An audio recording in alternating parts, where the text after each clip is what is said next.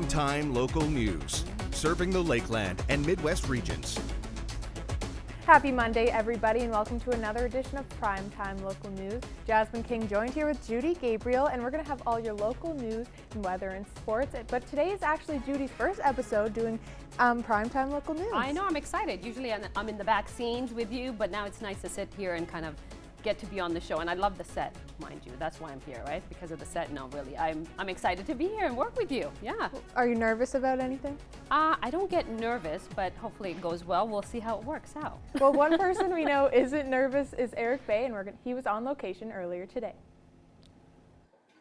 Thanks, guys. Well, today we are here and we are talking about Lloydminster Young Professionals. Now, that is a group here in the community that goes about and getting people connected, as a lot of people do come and go here, whether that be for work or other things. So it's about getting people out and enjoying stuff. And today we will also be talking about their night market happening here this Thursday. So we're going to have a little bit more on that here throughout the entire show going on. But before we do get to that, we are going to head back to the studio and take a look at your local news. This coming weekend, the streets will be filled with colorful costumes as the International Festival Society kicks off Lloyd Fest 2019.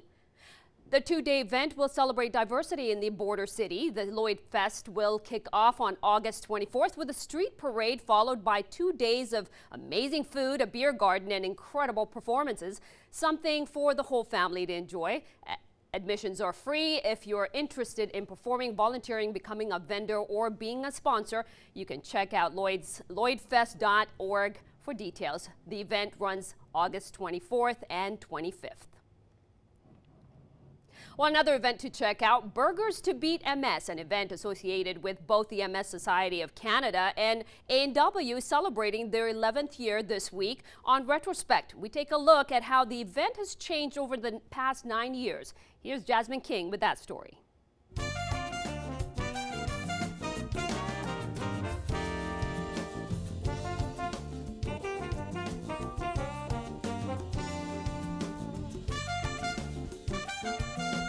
The campaign is called Cruising for the Cure.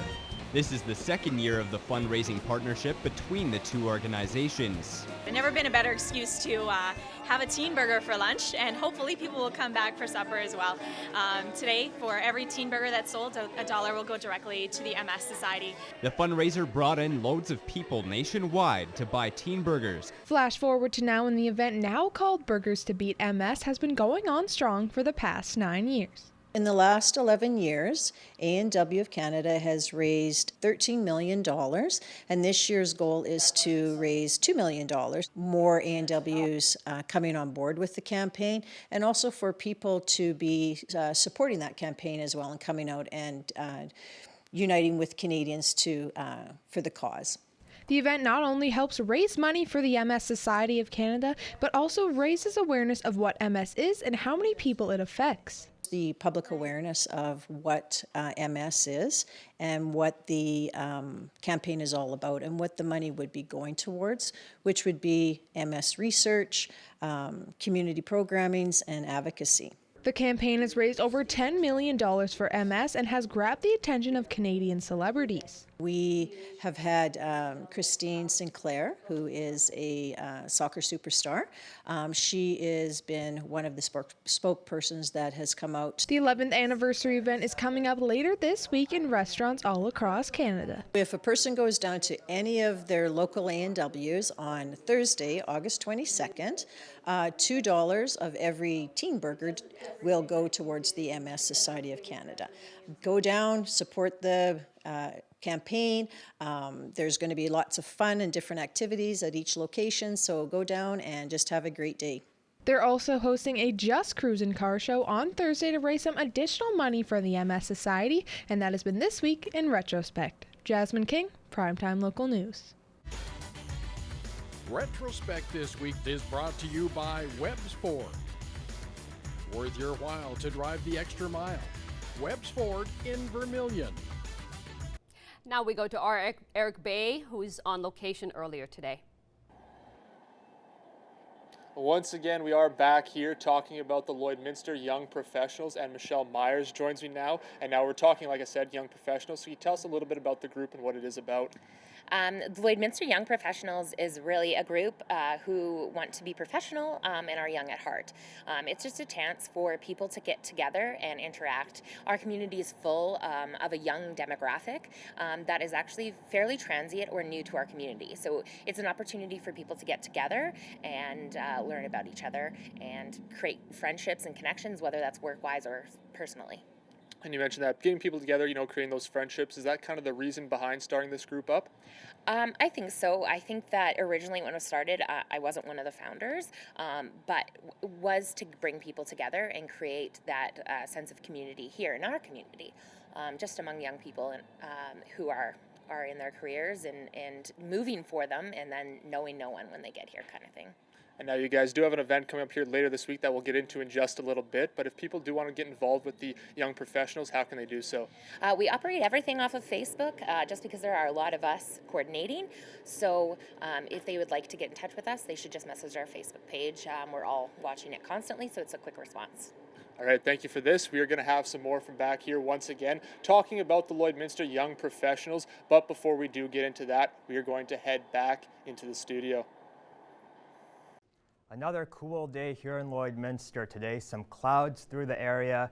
It was a chilly weekend through many areas. I'll show you exactly how cold coming up. But right now in the city, 16 degrees and mostly cloudy skies. We should start to see the skies clear throughout the overnight hours.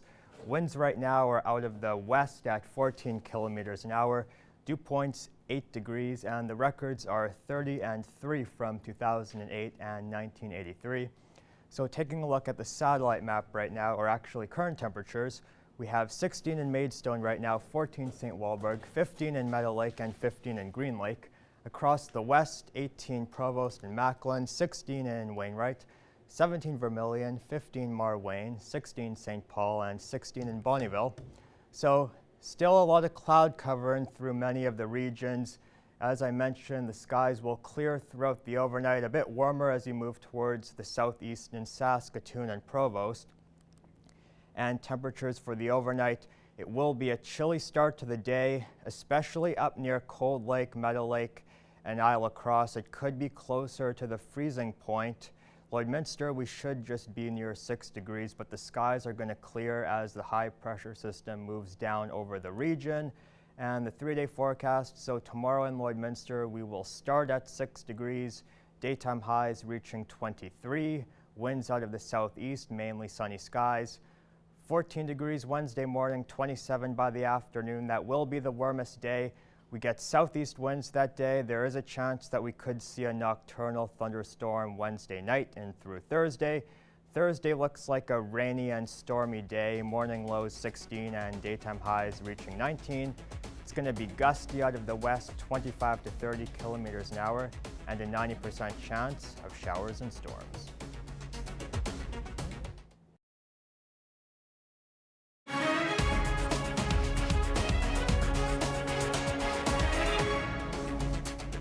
Welcome back. Summer Saskatchewan took a bit of a vacation over the weekend. Both Regina and Saskatchewan broke long-standing records with lows of 2 degrees and 0.7 Celsius. And they weren't even the coldest spot in the province. Last Mountain Lake recorded below freezing temperatures of -0.6, while North Battleford dipped to -0.5. Environment Canada's Sarah Hoffman says the low temperatures were the result of clear skies between two systems.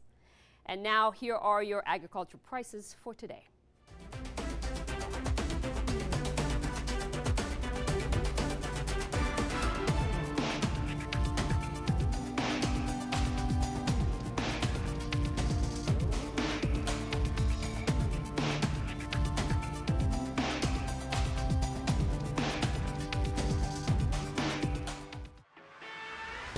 We're a part of less than 5% of Canadian auto body shops and Lloydminster's only locations with certified collision care recognition at City Centre Auto Body. It was an exciting weekend, and the 2019 CPCA season is now in the history books. The past weekend, Todd Baptiste was crowned Canadian champion. Our Evan Kenny reports. And at the wire, it's going to be Todd Baptiste, Soar Oilfield by 3/4. All hail the new king. Todd Baptiste is the new CPCA champion. dethroning Dale Mitsewing. In the final Sunday dash, Baptiste took on some of the sport's best in 7-time CPCA champion veteran Ray Mitsewing, sophomore sensation Dale Mitsewing, and 2018 High Point driver Chris Molly. The top four, they all deserve to be there. I mean, hats off to their Barnes, hats off to Ray Mitsewing and the tremendous career he's done for us, and being a mentor to us young drivers and watching him as a kid and getting a chance to actually race him in the final. And Chris Molly, he's been tough. He's been here pretty much every year. And Dale Mitsewing, defending champ. While Baptiste has high praises for his competitors, he didn't win by accident. En route to Baptiste's first Canadian championship, he finished in the top 10 in all but one weekend, is the 2019 High Point driver, and even got to compete on one of the biggest stages, racing in the $100,000 dash at the Calgary Stampede. This was a story in the making from early on. It really felt good. These horses have been together now. This is their second full season, and right off the top, they took to running, and it showed. Lloydminster, it's your turn to come alive. The louder you cheer, the quicker we'll get here. The fastest run on the weekend came on Thursday by Ray Mitsewing with a time of 1 minute 17.63 seconds. Mitsewing also won the aggregate in his final weekend of racing. Baptiste, on the other hand, still has years left to race, and it might take all that time for the feeling of being the 2019 CPCA champion to fully settle. Right now, like I said, I'm holding a trophy. I don't know if it's mine or not, but they gave it to me, so we'll take it. Evan Kenny, Primetime Local Sports. Western Canada's finest U15 baseball players gathered in the border city this past week. The Northwest Prairie Pirates hosted teams from BC, Alberta, Saskatchewan, Manitoba, and Western Ontario. The Prairie Pirates went 3-2, making it all the way to the gold medal game. They eventually would lose Sunday night to the Saskatchewan 5 Giants 11-4 to claim silver. Although it wasn't the outcome the Pirates would have liked, assistant coach Trent Cush was happy with his team's performance.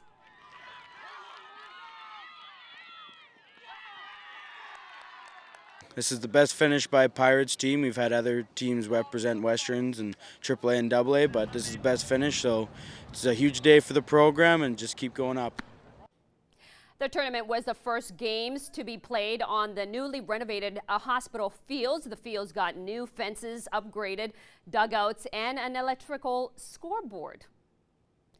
Now we go to Eric Bay, who was on location at Home Hardware earlier today. Once again, we are back here, and today we have been talking about the Lloydminster Young Professionals. They do have an event coming up here later this week, and we're getting more a bit about the organization. I'm joined now by Stephanie Smith, and now you joined about a year ago, so can you tell us maybe what made you want to get involved here with this group? Well, mostly I just wanted to meet more people in the community and find out about different places in our community and learn more, and just something different to do and something fun to, for networking. Again, we talk about, you do have the event coming up, which we'll get into later, but maybe talk a bit about the organization, the planning process that goes into putting these events on here. Actually, I'm new to the planning group. That we're actually looking for more people to join because there's not too many of us that plan these events. So we're definitely trying to find some more people to help out and plan the monthly events, and also that want to host the events, different businesses that would like to host us, and so they can definitely reach out to us at our Facebook group, Lloydminster Young Professionals, and that would be great. And now you do mention that you're fairly new to the planning group, so maybe talk a little bit about the work you've done so far, planning events, and what kind of made you get involved with that side of the group. I joined the planning group recently, and I just wanted to help out because they had asked for help, and I liked the group, and I wanted to contribute as much as I could to it and see it continue and to grow, and I find it's a great way to get together once a month, like I said, meeting new people. I've made a lot of friendships through the group, and just, it's really great for anyone to come and check out if you're new to Lloyd, or if you've been in Lloyd for a while but still haven't really met many people, or just, excuse to get out and learn more about the community and whatnot. So. All right, thank you for this. We're going to have some more back here once again talking about the Lloydminster Young Professionals. But before that, we're going to head back into the studio. Well, pretty cloudy out there today in Lloydminster. We should start to see the skies clear as we head throughout the overnight. Here's a picture of what it looked outside from earlier today. Send me your pictures all this week and I will show them on the air for you. There's my Twitter handle and my email. So get your pictures to me throughout this week. And looking at the satellite map right now, or actually we should look at morning lows from yesterday. So it was a chilly start to the day. This is what I mentioned at the top of the cast. So 0 degrees in North Battleford, 1 degree in Murnum, 2 in Cold Lake and Meadow Lake, and 3 degrees in Dewberry. It could be close to this again tonight as we start to see the skies clear through the region. We are, of course, almost into fall as the summer is coming to an end. Central regions, we've got 16 degrees in Red Deer right now, 12 in Edson, and 19 degrees in Rocky Mountain House, 18 in Saskatoon, 14 in Melfort, and 17 degrees in Prince Albert. So looking at the satellite map, we have an area of high pressure that's going to start to move down from the northwest. This will clear the skies and allow the temperatures to fall overnight tonight. Could be close to 0 degrees in some regions, just 6 degrees here in Lloydminster though.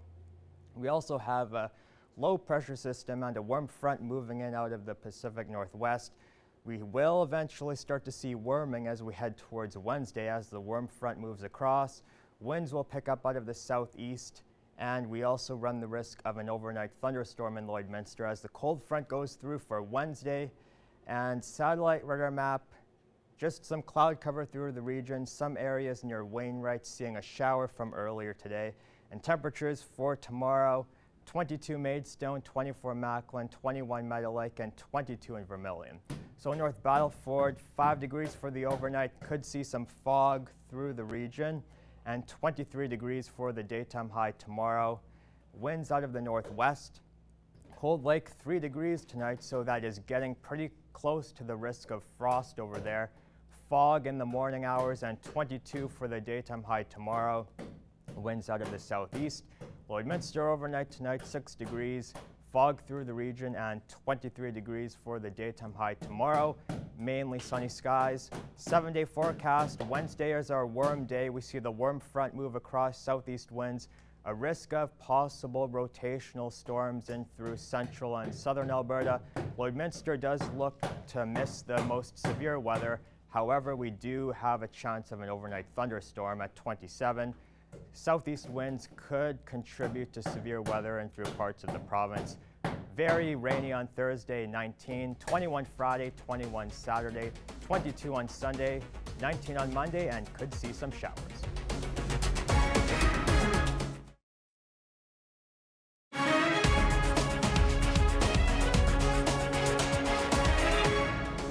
Welcome back to Primetime Local News. In studio with us is Kevin Wagner of the Lakeland Rustlers soccer and futsal programs. And Kevin, it's been a busy summer for you guys, partly because of some fairly significant changes, including a new head coach for the women's side.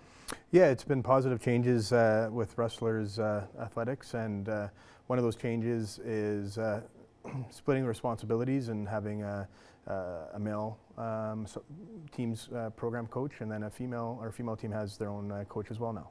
Yeah, and so Leif Matlick, the new head coach for the women's program, just really quickly, kind of what was the background to get him involved as the head coach, and what we can expect from him? We had developed our programming to a point where, to keep engaging athletes with a better athlete experience, thought only fair that, from a program's perspective, that we start to have two people focus in on two different programs, and it wasn't, we weren't having as many successes as I think we wanted to have from a student athlete perspective with having myself just look over both programs. So we're looking for a coach. We think we have found a great guy to work with and start his program with the women's soccer and futsal programming with Lakeland. So in addition to what that will allow for the women's program in terms of growth, recruiting of athletes, and just focusing on tactics, all those things, what does that allow you to do, not only as a coach, but also your other duties at Lakeland? Yeah, I mean, my responsibilities besides coaching remain the same, which is coordinator of athletic operations, and so I can still look after those responsibilities. But then secondarily, it allows us to run a better program on the soccer side of it within the men's side, and on the women's side, to be fair. For example, we've never had the time or ability to see the men's soccer team before the men's soccer play, to speak and review the game with the women's team after the women's team plays, because I would go from one to the other. Video analysis, we haven't had the opportunity to do because the time restraints within the two programs just didn't make it feasible. We can have different on-field programming now that we're going to add to both programs that we weren't able to do before. And I will probably save both of you a little bit of time recruiting, because now you don't have to go and recruit everyone. You can focus a little more selectively on the guys, and Laith can obviously focus selectively on the girls. Yeah, I think all those pieces that coaches do that nobody sees is what can be done better. Yeah. And I think that's the reality of having now two head coaches with two separate programs. It allows myself to have more time to recruit just for the one team. Many events you can't go to anymore and see male and female soccer players at the same event. Sometimes they're at different cities, so you're splitting time. It made it where it wasn't feasible to have to run it as well as we wanted to anyway, for the two programs. And will you still be coordinating a little bit between the two of you in terms of doing some practices together or some work together, or are you kind of isolate yourselves a little bit now? No, I think what is best is for a coach to be able to come in and not feel that there has been someone that's been there for almost 10 years that's looking over your shoulder. So it's Laith, it's his program, and he's going to be kicking it off tomorrow, and up to him to sort. If he wants help, if he's looking, any of those things, no, we're there to provide support for each other. And that's how, within any of our sports. But I don't want the optics to be that for any returning players or for Laith himself that it's not his show and his program to run the way he feels fit. And thus a new era of Lakeland Rustlers soccer starts with two head coaches at the helm. Once again, we are back here and we are talking about the Lloydminster Young Professionals and their night market coming up here later this week. And Michelle Myers joins us once again. And can you tell us a little bit about that night market coming up? Well, the night market is being put on by Home Hardware, and they were very nice to us and invited us out to join them for the night. So we'll be attending the Home Hardware event night market. It comes with a ton of local vendors that could carry anything from jams to scarves to anything that you can kind of think of. There's going to be live music, and there's going to be a fun cocktail menu and everything like that. And the best part of this is that is all going to hopefully be outside on the patio, so everyone can enjoy the last few days of beautiful weather we have left. Yeah, it's been kind of hit or miss here this summer, so hopefully that does hold out. Now, if people do want to check that out, when is it happening? How can they get out and what day? Absolutely. So our next event, the night market with Home Hardware, is going to be on Thursday, August 22nd at 7 p.m. starting. So yeah, should be a really, really good night. And I think that even if you're unfamiliar with Young Professionals or not interested in the Young Professionals part of it, you should still go to the night market because Home Hardware is putting it on, and it's a really great event for our community. All right, now we have talked a little bit. You guys do like to partner with businesses, get these events going. So maybe if there's a certain business that does want to join up with you guys, how can they do so about that? Yeah, we just say any business that would like to host us should contact us on our Facebook page. We're very interested in partnering up and learning more about local businesses and sharing that with the community. So that's the point of that we host at a different location every month, is to spread that wealth and knowledge. And now then, once again, just real quick, because we're running out of time, can you just maybe explain once again what Lloydminster Young Professionals actually is? Lloydminster Young Professionals is a networking group for the young at heart and professionally minded. All right, perfect. Thank you so much. We're going to have some more back here once again as we continue to talk about the night market and Lloydminster Young Professionals, as they do have that event coming up here this Thursday. But before we get to that, we are going to head back into the studio.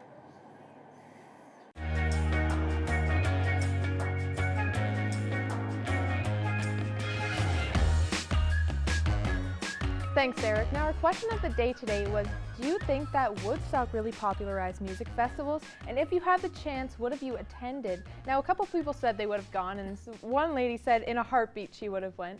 Now, it was actually the 50th anniversary of Woodstock this past weekend. There was so much. They also did a documentary on it, which is fascinating because this really changed everything in terms of festivals, right? I mean, at the very beginning when they had this festival, they had a lot of problems. They couldn't even, they had a fence that they were gonna build, they had like a stage and all that kind of stuff, and everything kabushed when everybody started, you know, trampling over the stuff and came in and partied. But a lot of great performances came out of that, you know, like Lenny Kravitz, not Lenny Kravitz I was gonna say, but what's his name, the main guitarist? Jimi Hendrix.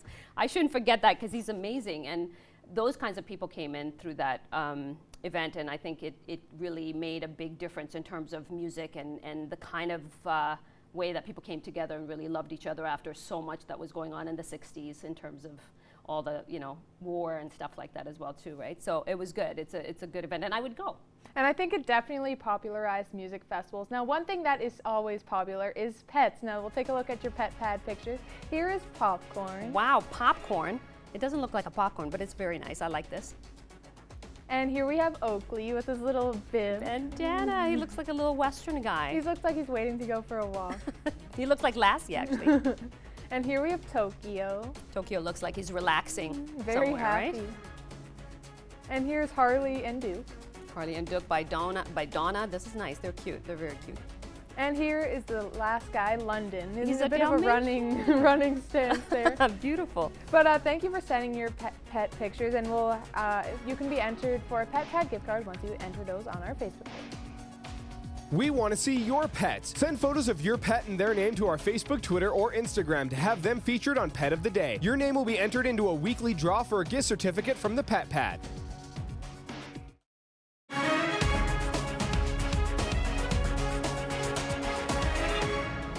Back in studio with Kevin Wagner of Rustlers Men's Soccer, now just in Rustlers Men's Soccer, as we said before. You guys have already had some exhibition play this August, and you have a couple of games coming up next weekend that's obviously very big for you. Yeah, next week we are playing in Red Deer in a preseason event that they're hosting. It's all ACAC squads that are in it, and for the most part, playing the opposite conferences, not playing our own teams that we're going to be playing in leagues. So looks like we're playing Lethbridge and Augustana to kick it off, and yeah, it'll be a good opportunity to see at that point, you know, a couple 2.5 weeks in as to how we're looking and if we're going to give ourselves the best chance possible to start the season off in the right direction. Now, what does the team look like in terms of the makeup this year? You had a bit of a disappointing result in the outdoor season, obviously had a really solid result in the futsal season, making it to the final. A fair amount of key guys returning. What are any new additions we should particularly be excited about? In some regards, it's going to look or feel like it's an entire new group. So we do have a few returning players, but to be fair, there's only 4 guys that are back. We have 21 on the squad, so we were looking at 17 rookies coming in. So it's gonna look like a whole new Lakeland men's soccer program. What to expect is, you know, well, let's try to start where we finished off with futsal, and give ourselves a chance to have success, you know, on the field, and then take that off the field and have a good semester. So each of those 4 guys then are really going to be expected to not only be efficient on the field, but also take a bunch of leadership responsibilities as well. Yeah, we're going to be dependent on the young player, like, you know, we're a young squad. We're going to be dependent on the young guys to catch up quickly, and our more mature players to lead efficiently. And if that happens, then we'll give ourselves a chance to have a productive season. But yeah, we've got, you know, Zach is back in goal. Chase Cal is back as a central defender.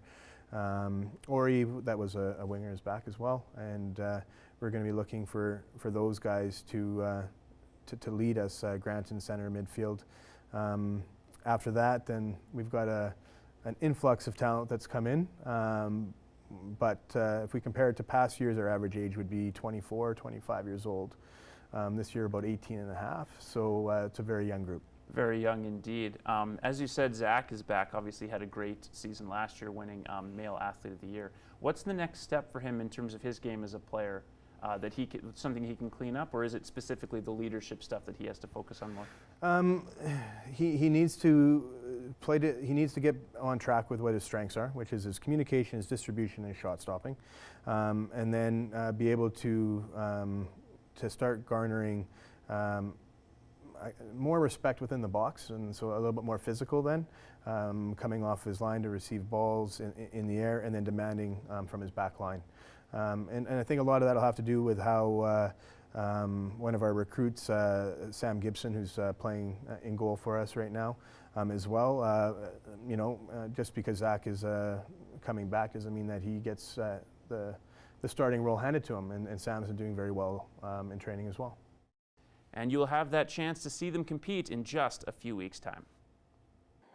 Once again, we are back down here at Home Hardware, and this is the place where the Lloydminster Young Professionals will be holding their night market here this Thursday. And now it's a great chance to check out some stuff. And now again, we did mention they do like to host a ton of these places at local businesses and get them all together, so getting the community involved as well. And if anybody wants to either get involved on the business side or to join the Lloydminster Young Professionals as a whole, you can do so by going to their Facebook page and learning a little bit more about them. Now again, those events, they do put a few on around the year, and they do try to get people out here, getting connected with other people, as it is maybe a little difficult for some people to meet new people in the community. So it's a great chance to get out and enjoy. So you definitely want to keep in mind that as you do go out. And again, this event here will be taking place at 7 p.m. on Thursday. It's a great chance to buy some things possibly. Also check out some live music as well. So that's all we'll have from here tonight. Now we'll go back into the studio.